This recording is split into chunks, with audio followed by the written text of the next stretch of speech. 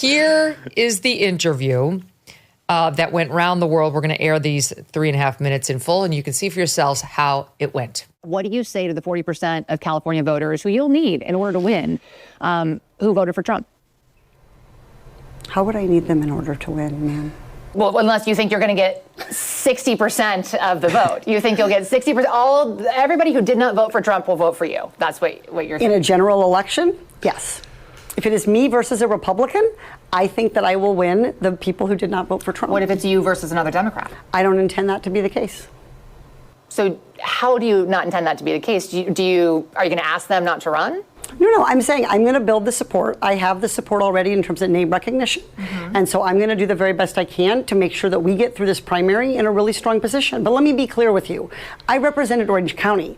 I represented a purple area. I have stood on my own 2 feet and won Republican votes before. That's not something every candidate in this race can say. If you're from a deep blue area, if you're from LA or you're from Oakland, you don't have an experience. But you just said you don't need those Trump voters. Well, you asked me if I needed them to win. So you don't I think feel like this is unnecessarily argumentative. What is your question? The question is the same thing I asked everybody, that this is being called the empowering voters to stop Trump's power grab. Every other candidate has answered this question. This is not Correct. And I said I support it. So, and the question is, what do you say to the 40% of voters who voted for Trump? Oh, I'm happy to say that. It's the do you need them to win part that I don't understand. I'm happy to answer the question as you have it written, and I'll answer it. And we've also asked the other candidates, do you think you need any of those 40% of California voters to win? And you're saying, no, you don't. No, I'm saying I'm going to try to win every vote I can. And what I'm saying to you is that... Well, to those voters, okay, so you... I don't want to keep doing this. I'm going to call it. Thank you. You're not going to do the interview with us? Nope, not like this. I'm not. Not with 7 follow-ups to every single question you ask.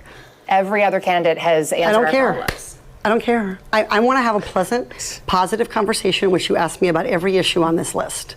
And if every question you're going to make up a follow-up question, then we're never going to get there. What part of I'm running for governor because I'm a leader. So I am going to make... Okay. You're not going to answer questions from reporters?